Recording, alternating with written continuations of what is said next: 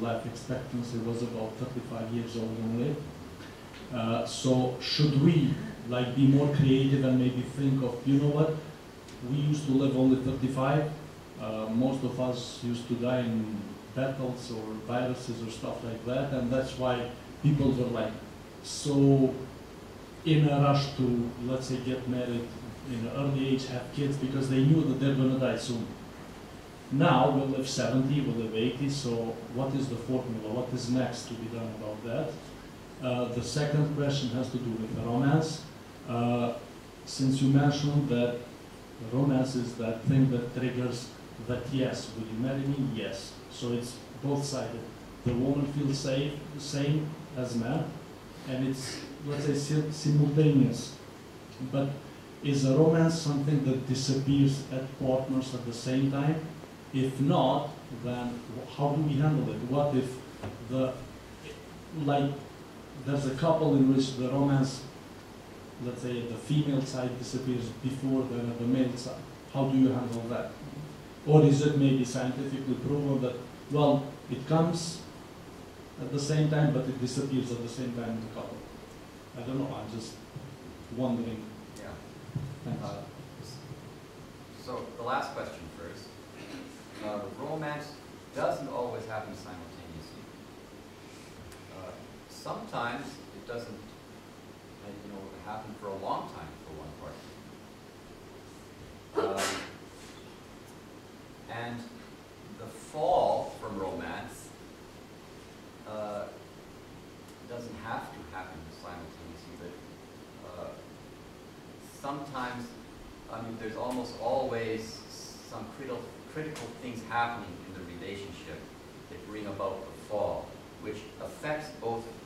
But I've seen cases where one partner still can persist in their feelings of romance, despite a lot of hell going on in the relationship. We believe that this romantic love is always there. It's just the things that happen in the power struggle that cover it up. And that as soon as you work that stuff through, the feelings reappear again.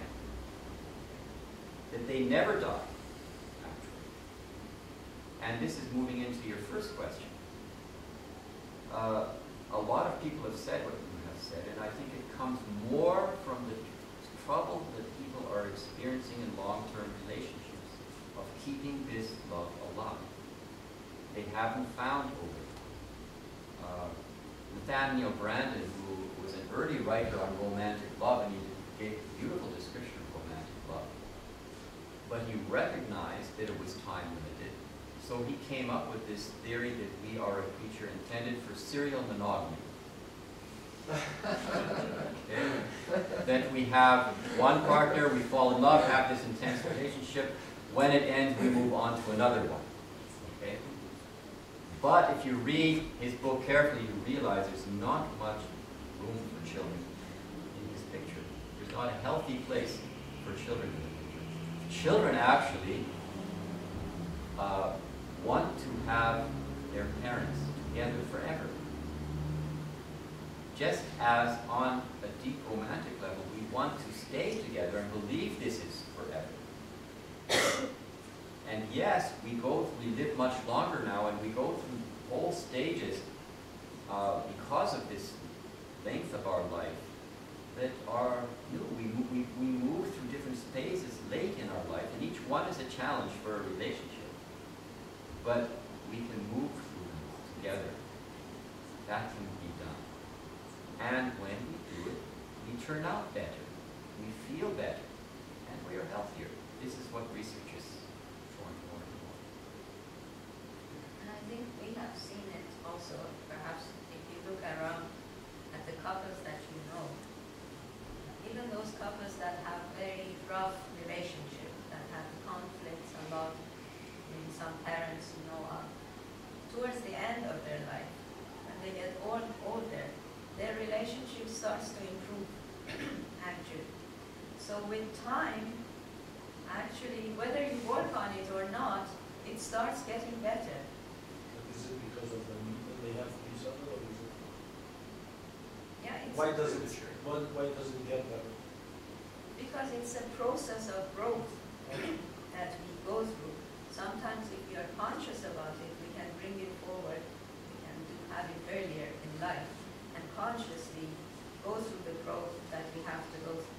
Sometimes we are stuck, and it takes years and years of difficult period until we get glimpses of growth here and there. We realize, the ego is working, and we gradually are able to let go of the ego. But we can do this consciously in our young years of marriage and save ourselves and our children all the headache and difficulty. Sure, I agree with you. Because I know, for example, my grandparents split up after I don't know how many years marriage. Now they can talk again to each other and they're in a friendship way. But when they stayed so long together and then split up, then I think maybe they didn't learn it. But my question was, you said that it's healthy to work on a relationship and hold this for the kids. But what is about these patchwork families? I think What about? the patchwork families, when they have one kid with one person and then other kids with other persons, Yes. and the other partner has also kids and they're grown up, and it's actually, I think, a new style of grown family, I don't know, big families. They have I don't know, I don't have the feeling that they're not happy with it often. Okay. It's a good question because with the high divorce rates, the societies that have been experiencing high divorce rates for some decades now have moved into accepting it. And you have these blended families, or whatever you want to call them. There's different ways of terming it. And you have single parenthood. So these societies have moved into normalizing these arrangements, and which used to be quite exceptional.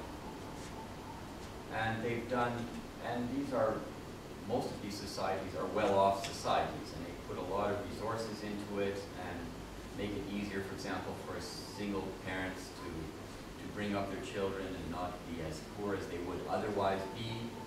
And a lot of education around, okay, how do you step parent, how do you have, if you're not the natural parent of the children, all of this, lots and lots of resources have gone towards trying to make these arrangements as good as possible. But if you look at the science, you look at the actual results, they're far, far, far away from what you get when a husband and wife stay together, work through their problems, and what happens with the children from that. There is a big difference.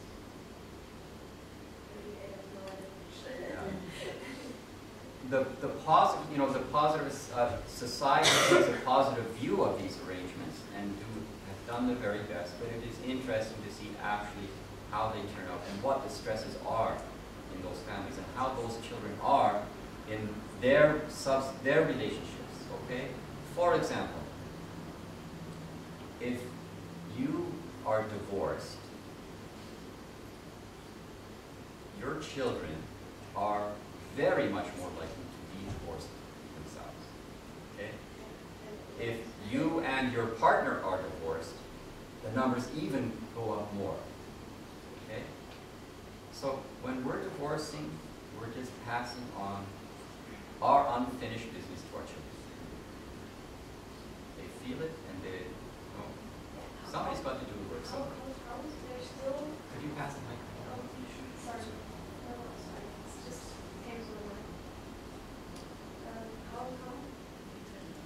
How comes when there are more and more families who split up, how comes there's still people believe in this marriage? When so many kids, it's getting more and more kids who grown up with split up families, how they can still believe in it? Yes. They don't, actually. This is what we're seeing, a lot of young people are scared of marriage. And more people are choosing not to marry. But of course, then you've got to look at what's the result there. When people say they're not going to marry, it doesn't usually mean they're not going to have a partner or look for a partner or partners. All right? That doesn't stop. And it also doesn't mean that they're not going to have children. All right? Now, so let's look at those arrangements. How do they work? We often hear divorce statistics, but we don't hear about the number of breakups of men and women who live together, for example.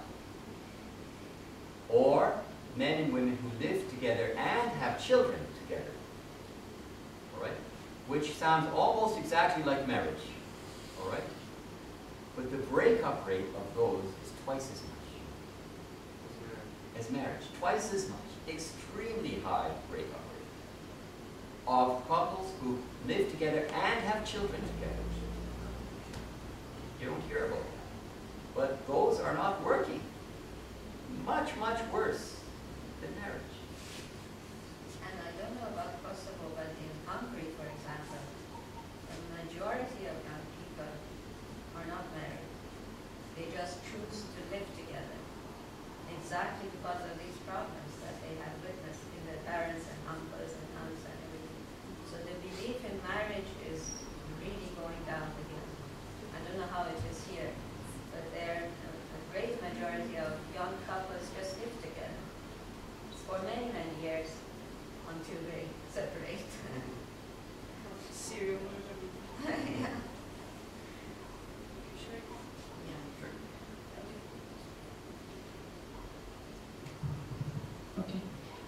I want to go back to the first and third discussion we had about romance.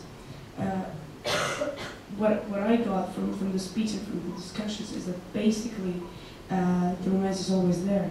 Just the receptors for those chemical things, for those things that happen to us, are sometimes locked.